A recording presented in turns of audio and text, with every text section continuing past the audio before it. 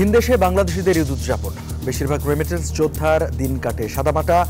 দেশের স্বজনদের মুখে হাসি ফোটাতেই সংগ্রাম চলে নিত্যদিন। স্বাভাবিক হচ্ছে সেন্ট মার্টিনের জনজীবন, রোহিঙ্গা অনুপ্রবেশ ঠেকাতে পাহারা, দ্বীপের সুরক্ষায় নতুন করে ভাবার তাগিদ বিশেষজ্ঞদের। সরকার গঠনের পরপরই স্পিকার নির্বাচনে এনডিএ জোটে মতবিরোধ, চ্যালেঞ্জের মুখে মোদি, কৌশলী হতে হবে বিজেপিকে, বলছেন বিশ্লেষকরা।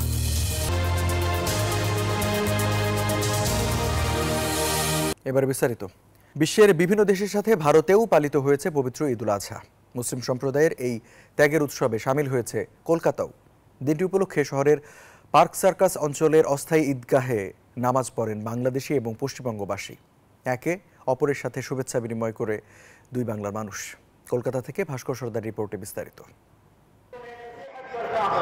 ভারত জুড়ে পালিত হয়েছে পবিত্র ঈদ উল আজহা। ঈদের ছুটিতে বহু বাংলাদেশি এই মুহূর্তে কলকাতায় অবস্থান করছেন। তাদেরই একাংশ পার্ক সার্কাস ময়দানে জামাতে ঈদের নামাজ আদায় করেন। নামাজের মধ্য দিয়ে মিলে গেল ঢাকা কলকাতা। আমরা বাংলাদেশ থেকে এসেছি, এখানে আমরা ময়দানে নামাজ পড়তে পেরে আল্লাহ তাআলার কাছে শুকরিয়া জানাচ্ছি। ভারতবর্ষের প্রত্যেকটা মানুষের প্রতি অনেক ভালোবাসা থাকলো, মুসলমানদের জন্য তারা যথেষ্ট সুন্দর আয়োজন করেছে এবং একই সাথে আইন শৃঙ্খলা বাহিনী খুব ধৈর্য সহকারে এবং সকল দায়িত্ব সুষ্ঠুভাবে পালন করেছে। উপস্থিত ছিলেন তৃণমূলের টিকিটে জয়ী সংসদ সদস্য মালা রায়। সবাই আমরা আল্লাহর সন্তান, কোনো ভেদাভেদ নেই এবং আজকে ঈদের শুভেচ্ছা আমি সবাইকে জানাচ্ছি। সবাই সুস্থ থাকুক, ভালো থাকুক, এই কামনা করছি। কলকাতা পার্ক সার্কাস সহ শহরের বিভিন্ন ঈদগাহে ঈদের নামাজ অনুষ্ঠিত হয়েছে। এদিন সকালে নাকাদা মসজিদ, টিপু সুলতান মসজিদ সহ শহরের 17 জায়গায় ঈদের নামাজ অনুষ্ঠিত হয়। পশ্চিমবঙ্গের বিভিন্ন জেলাতেও দিনটি পালিত হয়েছে। मेरा आज का पैगाम यही है और ये सब के लिए है कि ईमान वालों को सबक दिया गया है वो सबको फायदा पहुंचाए, चाहे वो हिंदू हो, चाहे वो मुस्लिम हो, चाहे वो सिख हो, ईसाई हो, जिस तरह भी हो सके सबके साथ हमदर्दी का और खैरखाई का मामला करें। ईद कुर्बा का एक बहुत बड़ा पैगाम है। এই উপলক্ষে কোনো রকম অপ্রীতিকর ঘটনা এড়াতে কড়া নিরাপত্তা ব্যবস্থা মোতায়েন করা হয়েছিল। নামাজ শেষে সকলে সুষ্ঠুভাবে পশু কোরবানি কাজে ব্যস্ত হয়ে পড়েন। কোনো এলাকা থেকে কোনো অপ্রীতিকর ঘটনার খবর সামনে আসেনি। ক্যামেরা সাকিল আবদিনের সাথে ভাস্কর সর্দার, নিউজ 24, কলকাতা। প্রবাসীদের দেয়া টাকায় দেশের স্বজনরা পশু কোরবানি দিলেও বেশিরভাগ রেমিটেন্স যোদ্ধার ঈদ কাটে একেবারে সাদামাটা। সৌদি আরবের রিয়াদ থেকে রুস্তম খানের প্রতিবেদনে বিস্তারিত। মরুভূমির দেশ সৌদি আরবে ভোরের সূর্য ওঠার কিছুক্ষণ পরেই ঈদের নামাজ শেষে পরিবার, আত্মীয় স্বজনের সাথে মোবাইলে কথা বলা আর ঘুমিয়ে ঈদের দিন পার করে বহু প্রবাসী। কেউ কেউ বিকেলে বন্ধু বান্ধব, আত্মীয় স্বজনের সাথে মিললেও অনেকে থাকেন ডিউটিতে।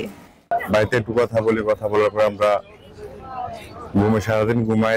যদি সুযোগ হয় বিকালবেলা বন্ধু বান্ধবদের সাথে পরিচিত থাকে, তাদের সাথে একটু কথা বলা হয়। এটাই আমাদের প্রবাসীদেরই। দীর্ঘদিন চাকরির সমস্যা আর বেতন না পাওয়ায় অনেকেই কোরবানির জন্য পর্যাপ্ত টাকা পাঠাতে পারেনি দেশে। এই দুঃখ তাদের চোখে মুখে ফুটে ওঠে এক দীর্ঘশ্বাস হয়ে।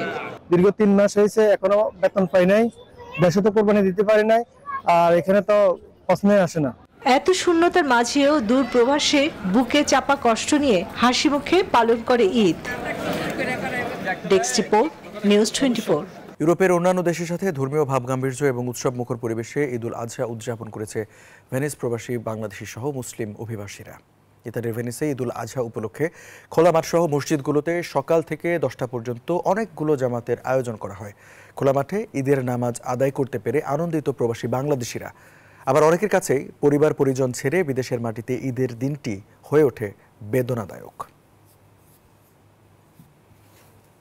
ভেনিসবাসী এবং পৃথিবীর সকল প্রান্তে থাকা সকল মুসলমান ভাইদেরকে জানাই পবিত্র ঈদ উল আজহার শুভেচ্ছা এবং ঈদ মোবারক। বন্ধু বান্ধব, আত্মীয় স্বজনদেরকে নিয়ে একসাথে খোলা মাঠে আজকের এই সুন্দর পরিবেশে আমরা আনন্দের সহিত ঈদ পালন করেছি। আমাদের অনেক ভালো লাগতেছে, আমরা একসাথে সবাই ঈদ করতেছি। খোলা মাঠে খুব সুন্দরভাবে ঈদের নামাজ আদায় করলাম, আলহামদুলিল্লাহ খুব ভালো লাগছে। আমাদের কাছে মনে হচ্ছে যে আমরা বাংলাদেশের একটি প্রান্তেই আছি। যদিও বাংলাদেশকে একটু মিস করি, কিন্তু কিছু করার নেই, আমরা প্রবাসে থাকি, সেই দিক থেকেই আমাদের একটু ব্যতীত হলেও এখানে আমরা খুশিটাকে যেভাবে বাড়িয়ে নিতে পারি সেই প্রচেষ্টা। বিশ্বের সর্বোচ্চ পর্বতশৃঙ্গ মাউন্ট এভারেস্টের চূড়া দ্বিতীয়বারের মতো স্পর্শ করেছেন ব্রিটিশ বাংলাদেশি পর্বতারোহী আকির রহমান।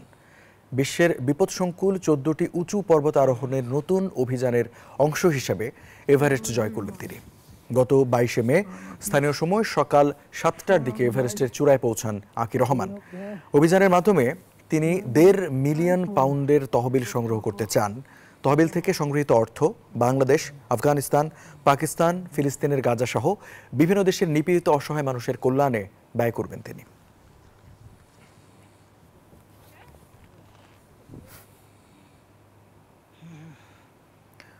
সেন্ট মার্টিনের সুরক্ষা আর যোগাযোগের মাধ্যম নিয়ে নতুন করে ভাবার সময় এসেছে বলে মনে করেন একজন নিরাপত্তা বিশেষজ্ঞ। একই সাথে কেউ যেন বাংলাদেশের সীমান্ত পেরিয়ে অনুপ্রবেশ করতে না পারে সেদিকেও নজর রাখার পরামর্শ দিয়েছেন তিনি। এদিকে গেল কয়েকদিনের সংখ্যা কাটিয়ে নৌবাহিনী এবং কোস্ট গার্ডের টহলে কিছুটা স্বস্তি ফিরেছে সেন্ট মার্টিন সহ টেকনাফ উপকূলের বাসিন্দাদের মধ্যে। টানা কদিনের উত্তেজনার পর সেন্ট মার্টিনে পরিস্থিতি এখন অনেকটাই শান্ত। স্থানীয়রা বলছেন গেল এক সপ্তাহ ধরে মিয়ানমারের অভ্যন্তরে মর্টার শেল বিস্ফোরণের তাণ্ডব চললেও এখন পরিস্থিতি স্বাভাবিক। দ্বীপের মানুষ কিছুটা স্বস্তি নিয়ে ঈদ উদযাপন করতেছে। ওরা তো শুধু ওনাদের বর্ডারে থাকে, আমাদের বর্ডারে কোনো গিয়ে আক্রমণ করে না। নিত্যপণ্য পৌঁছে দেয় কমেছে খাদ্য সংকট। নাফ নদী ও বাংলাদেশ সীমানা থেকে সরে গেছে মিয়ানমারের যুদ্ধজাহাজও। সেন্ট মার্টিন ঘিরে টহল দিচ্ছে নৌবাহিনীর জাহাজ, নজরদারি বাড়িয়েছে কোস্টগার্ড। বিজিবি যারাই আছে, কোস্টগার্ড যারাই আছে, এরা কঠোর পাহারায় আছে। চতুর্পাশে কোস্টগার্ড নেভি যেভাবে টহল দিচ্ছে, তাতে আমরা মনে করতেছি আমরা নিরাপদে আছি। মানে তাদের দুটি জাহাজ নাফ নদীর মোহনা থেকে চলে গেছে, নাফ নদীও নাই, এবং দুটি জাহাজ রয়েছে যেটা তাদের সীমানে আছে, আর আমাদের সীমানে আমাদের জাহাজগুলো আছে। সেন্ট মার্টিন ঘিরে সাম্প্রতিক ঘটনা প্রবাহ দেশের সীমান্ত নিরাপত্তা নিয়ে জন্ম দিয়েছে নানা আলোচনার। এই নিরাপত্তা বিশ্লেষক বলছেন এখন পরিস্থিতি স্বাভাবিক হলেও প্রবাল দ্বীপটির সুরক্ষা নিয়ে নতুন করে ভাবার সময় এসেছে। সেন্ট মার্টিনকে নিয়ে নতুন করে ভাবতে হবে। সেন্ট মার্টিনের প্রতিরক্ষা ব্যবস্থা যেমন স্বয়ংসম্পূর্ণ করতে হবে, ঠিক একইভাবে সেন্ট মার্টিনের সঙ্গে বাংলাদেশের মূল ভূখণ্ড অর্থাৎ কক্সবাজারের যে যোগাযোগ ব্যবস্থা, সেটি যাতে নিরাপদ যে রাস্তা, সেই রাস্তাটাও নিশ্চিত করতে হবে। মিয়ানমারের অভ্যন্তরীণ দ্বন্দ্বের সুযোগে যেন কোনো রোহিঙ্গা নাগরিক সীমান্তে প্রবেশ করতে না পারে সেদিকেও নজর রাখার পরামর্শ নিরাপত্তা বিশ্লেষকদের। সজল দাস, নিউজ 24, ঢাকা। ভারতের লোকসভায় সরকার গঠনের পরপরই মতবিরোধ এনডিএ জোটে, আর এর পরই সামনে আসে বিজেপি নেতৃত্বাধীন সরকারের টিকে থাকার প্রশ্ন, যেখানে কিছুটা বেকায়দায় নরেন্দ্র মোদী। বিশ্লেষকরা বলছেন জোট টেকাতে কৌশলী হতে হবে বিজেপিকে, আর বিজেপি সরকার টেকাতে না পারলে সেটি হবে ভারতের জন্য গুরুত্বপূর্ণ অধ্যায়। ভারতের লোকসভা নির্বাচনের পর তৃতীয়বারের মতো সরকার গঠন করেছে বিজেপি নেতৃত্বাধীন এনডিএ জোট। একই সাথে নেতা হিসেবে নিজেকে বিশ্বমঞ্চে আরও এক ধাপ উঁচুতে নিতে পেরেছেন নরেন্দ্র মোদী। কিন্তু বিজেপির একক সংখ্যা গরিষ্ঠতা না থাকায় বেশ কিছু চ্যালেঞ্জের মুখে পড়েছেন তিনি। এরই মধ্যে জোট সঙ্গীতের সাথে মতবিরোধ দেখা দিয়েছে স্পিকার নির্বাচনকে কেন্দ্র করে। অন্যদিকে ভারতের রাজনীতি বিশ্লেষকরা বলছেন বিজেপির সাংগঠনিক ভিত্তি আরএসএস এবং আদিত্যনাথ যোগীর সাথে দূরত্ব বাড়ায় সংখ্যাগরিষ্ঠতা হারিয়েছে দলটি। এদিকে মোদী সরকারের পতন যে কোনো সময় হতে পারে বলে মন্তব্য করেছেন কংগ্রেস সভাপতি মল্লিকার্জুন খড়গে। चंद्रबाबू नायडू ने मांगे हैं वो ऐसे मंत्रालय हैं कि जिससे अगर वो मंत्रालय उनके पास आ जाएंगे तो ये फंस जाएंगे। এমন পরিস্থিতিতে দেশটির রাজনীতি বিশ্লেষকরা বলছেন জোট সরকার টিকিয়ে রাখতে কৌশলী ভূমিকা নিতে হবে নরেন্দ্র মোদীকে। এটা নরেন্দ্র মোদীর মনসিয়ানার উপর নির্ভর করছেন, তিনি কিভাবে এই শরিকদের নিয়ে চলবেন।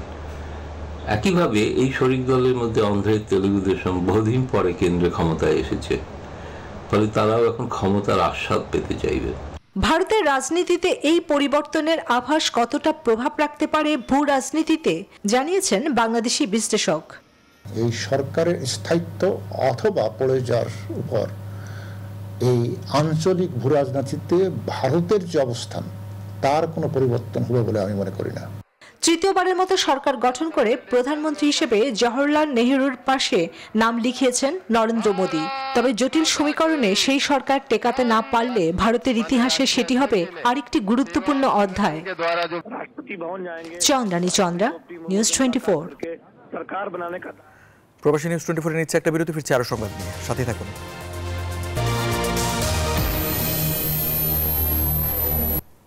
স্বাগত আরেকবার, দেখছেন প্রবাসী নিউজ 24। ঈদের দ্বিতীয় দিনে টগি ফান্ড ওয়ার্ল্ডে ছিল উপচে পড়া ভিড়। নানা বয়সের মানুষ ঈদ আনন্দে মেতে ওঠেন বসুন্ধরা সিটির এই গেমিং জোনে। ঈদ মানে খুশি, আর সেই খুশি দ্বিগুণ হয়ে যায় টগি ফান্ড ওয়ার্ল্ডে এসে।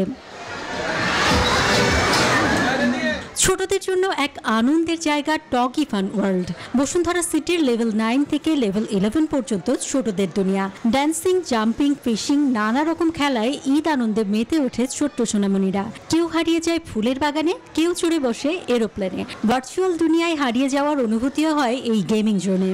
এই ব্যাগটা অনেক ভালো লেগেছে। আমি জাম্পিং হাউসে করছি এবং মিরর ওয়ার্ল্ডেও যাব। আমি এখানে কার রেস খেলেছি, বাস্কেটবল খেলেছি, ভালো লাগছে। এই জায়গার রাইডগুলো অনেক মজার রাইড, দেশে অনেক ভালো লেগেছে।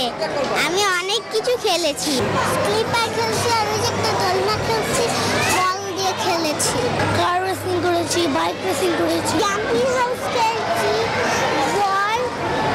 বাস্কেটবল খেলছি। অভিভাবকরা জানান ইট পাথরের ঢাকায় ছোটদের নিয়ে ঘোরাঘুরি করতে টগি ফান ওয়ার্ল্ডের জুড়ি নেই। লেভেল 9 থেকে লেভেল 18 পর্যন্ত সকল তলায় বড়দের জন্য রয়েছে নানা রকমের খেলা। কিছু খেলা তো খেলতে হয় দল বেঁধে। ঢাকায় ওরকম বিনোদন স্পট ওভাবে নাই, যার জন্য আমরা টগি ফান ওয়ার্ল্ডকে বেছে নিয়েছি। এরা খুবই এনজয় করতেছে, আমিও খুব মজা পাচ্ছি। সবাই অনেক মজা করলো, খুব ভালো লাগলো। ঈদের ছুটিতে একটু বাবা মারা সময় দিতে পারি, বাচ্চারা খুব খুশি হয়। 9 থেকে শুরু করে লেভেল 18 পর্যন্ত লেজার ট্যাগ, তারপর জাম্পিং হাউস, দেন বোলিং এবং আমাদের হলোগেট, অনেক আমাদের ভিআর গেম রয়েছে, সেগুলো অনেক এনজয় করে।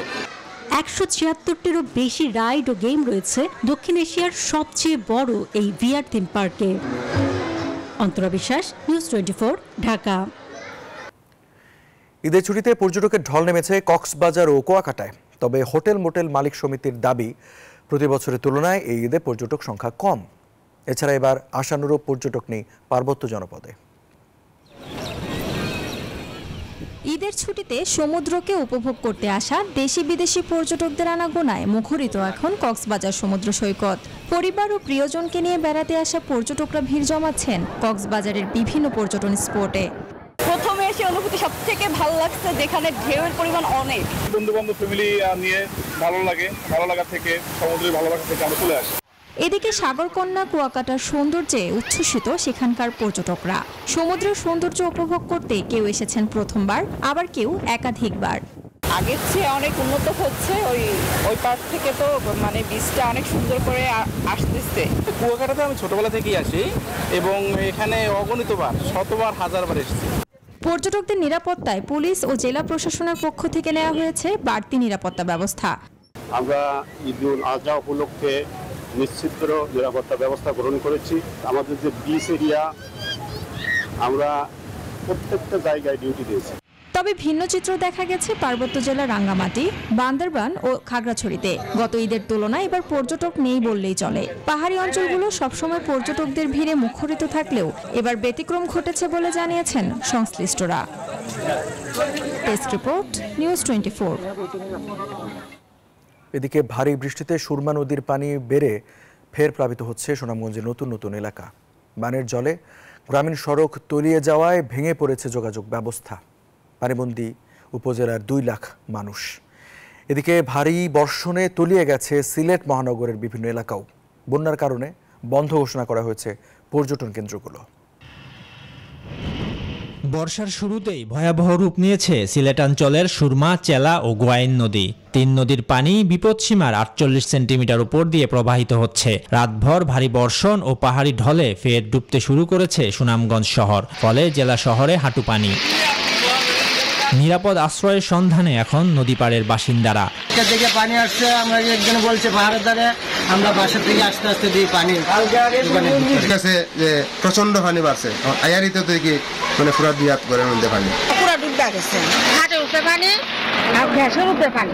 চলাচল করতে কষ্ট, তখন আমরা কষ্ট, আমরা কোনো মেম্বার, কোনো চেয়ারম্যান, কোনো আমার কোনটা দেন না, সিরাও দেন না। মৌসুমি বৃষ্টিপাত ও পাহাড়ি ঢলের কারণে পানি বৃদ্ধি অব্যাহত থাকবে বলে জানিয়েছে পানি উন্নয়ন বোর্ড। এতে পরিস্থিতি আরও অবনতির আশঙ্কা স্থানীয়দের। এদিকে প্লাবিত হয়েছে সিলেট মহানগরের নিচু এলাকাও। আমরা সাহায্য করবো, আমার লাগা দোকানে দুই দোকান আছে, দুই দোকানে পানি। বন্যা পরিস্থিতি মোকাবেলায় সংশ্লিষ্টরা প্রস্তুত বলে জানিয়েছে জেলা প্রশাসন। আমাদের আশ্রয় কেন্দ্রগুলো প্রস্তুত রয়েছে, এরপর প্রয়োজনীয় সংখ্যক মেডিকেল টিম গঠন করা হয়েছে। সময় যেটা দেখা যায় সবসময় যে নৌকা বা স্পিড বোট এগুলো একটা সংকট দেখা দেয়, এই জন্য আমরা নৌকা, স্পিড বোট এবং এগুলো চালক সহ একটা তালিকা তৈরি করে রেখেছি, যেন প্রয়োজনে আমরা এগুলোকে কাজে লাগাতে। গেল 24 ঘন্টায় 153 মিলিমিটার বৃষ্টিপাত রেকর্ড হয়েছে সিলেটে। আগামী 2 দিনও টানা বৃষ্টির পূর্বাভাস রয়েছে সিলেটে। Desk report, news 24। পদ্মা সেতু, মেট্রো রেল আর এক্সপ্রেসওয়ের মতো মেগা প্রকল্পের সুফল পেতে শুরু করেছে বাংলাদেশ, যা সরাসরি ভূমিকা রাখছে দেশের মোট জিডিপিতে। বিশেষজ্ঞরা বলছেন, যোগাযোগ খাতে আমূল পরিবর্তন এনেছে মেগা প্রকল্প। যদিও পুরো সুফল পেতে নির্দিষ্ট সময়ের মধ্যেই কাজ শেষ করার উপর জোর দিচ্ছেন তারা। হাসান ওয়ালির প্রতিবেদনে বিস্তারিত।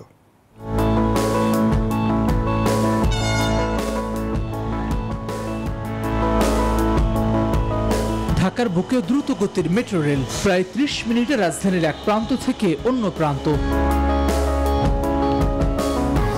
যানজটে নগরীতে যাতায়াত ভোগান্তি কমেছে কর্মজীবী রাশেদা আক্তারের। প্রতিদিন তার মতো প্রায় 3 লাখ মানুষের 6 লাখ কর্মঘণ্টা বাঁচাচ্ছে মেট্রো রেল। অফিসে যাতায়াতের জন্য 2.5 থেকে 3 ঘন্টা শুধু যেতেই লাগতো, আসতে আরো বেশি সময় লাগতো।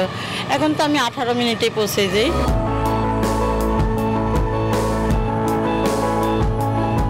রাজধানী যানজট এড়াতে ভরসার নাম ঢাকা এলিভেটেড এক্সপ্রেসওয়ে, যা ভবিষ্যতে ঢাকা আশুলিয়া এলিভেটেড এক্সপ্রেসওয়ের সঙ্গে যুক্ত হয়ে সহজ করবে দেশের উত্তর দক্ষিণের যোগাযোগ। এছাড়া এমআরটি ও বিআরটি এর আওতায় 2030 সাল পর্যন্ত নির্মিত সড়কগুলো দেশের যোগাযোগ ব্যবস্থায় আমূল পরিবর্তন আনবে বলে মনে করেন এই বিশেষজ্ঞ। আমাদের জিডিপির প্রায় 35% কিন্তু অবদান রাখে এই ঢাকা শহরের আমাদের কর্মসংস্থান। তো সেই ক্ষেত্রে আসলে কর্মঘণ্টা অপচয় আগে যেভাবে হতো, আমরা একটা মেট্রো লাইন তৈরি করে কিন্তু আমার ধারণা দৈনিক কিন্তু আমরা কমপক্ষে 20 থেকে 25 কোটি টাকার এখানে একটা অপচয় কমে গেছে অর্থনীতিতে। যোগাযোগ ব্যবস্থা পাল্টে দেওয়া আরেক স্থাপনা পদ্মা সেতু। সড়ক কিংবা রেলপথে যাত্রী কিংবা পণ্য পরিবহনে যোগ করেছে বাড়তি মাত্রা, দূর করেছে দেশের দক্ষিণ পশ্চিমাঞ্চলের মানুষের অবর্ণনীয় ভোগান্তি। দেশের মোট জিডিপিতে যার অবদান প্রায় 3%।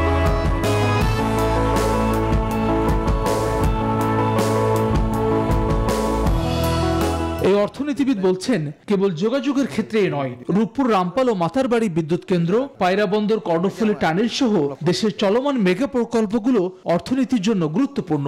তবে সময় মতো কাজ শেষ না হলে মিলবে না এর কাঙ্ক্ষিত সুফল। আমাদেরকে পরিকল্পনা নিতে হবে, পরিকল্পনাকে আরো সুষ্ঠুভাবে বাস্তবায়ন করতে হবে, আরো সাশ্রয়ী মূল্যে প্রকল্প নিতে হবে। এত উচ্চ মূল্যে আমাদের প্রকল্প নিলে কিন্তু আমরা বেশি দূর যেতে পারবো না। আমরা একটা প্রকল্প নিয়ে যদি 3টা প্রকল্পের টাকা খরচ করে ফেলি বা 2টা প্রকল্পের টাকা খরচ করে ফেলি, সেটা তো আমার জাতিকে সামনের দিকে যেতে সাহায্য করবে না।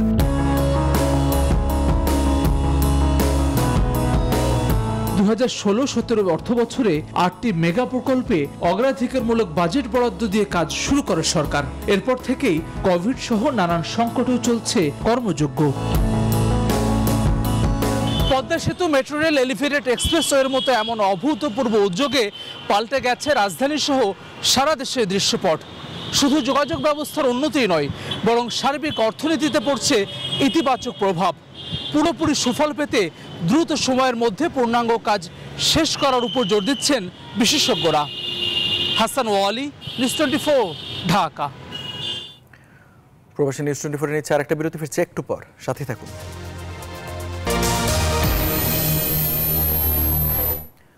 স্বাগত আরেকবার প্রবাসী নিউজ 24-এ। এবার জানাবো খেলার সংবাদ। যুক্তরাষ্ট্র ও দক্ষিণ আফ্রিকার মধ্যকার ম্যাচ দিয়ে বুধবার রাতে মাঠে গড়াবে টি-20 বিশ্বকাপে সুপার 8-এর লড়াই। নর্থ সাউন্ডে ম্যাচটি শুরু হবে বাংলাদেশ সময় রাত 8:30টায়। গ্রুপ পর্বে সবগুলো ম্যাচ জিতেই সুপার 8 নিশ্চিত করেছে দক্ষিণ আফ্রিকা। দলটির হয়ে ব্যাটাররা এবারের আসরে এখন পর্যন্ত সেভাবে আলো কাটতে পারেনি, তবে বোলাররা ছিলেন উজ্জ্বল। 4 ম্যাচে 9 উইকেটে নিয়ে চতুর্থ স্থানে রয়েছেন Protea pacer Anrich Nortje. Kagiso Rabada, Baartman, Keshav মহারাজরা ম্যাচের ব্যবধান দিয়েছেন। অন্যদিকে পাকিস্তানকে হারিয়ে সুপার 8 নিশ্চিত করে চমক দেখিয়েছে যুক্তরাষ্ট্র। পুরো দল হিসাবে খেলেই সাফল্য পাচ্ছে আইসিসির সহযোগী দেশটি। এবার লক্ষ্য সুপার 8-এও প্রোটিয়াদের হারানোর। দুদল এই ফরম্যাটে এখন পর্যন্ত একবারও মুখোমুখি হয়নি। এই ছিল প্রবাসী নিউজ 24 সংবাদে। এতক্ষণ সাথে থাকার জন্য ধন্যবাদ সবাইকে।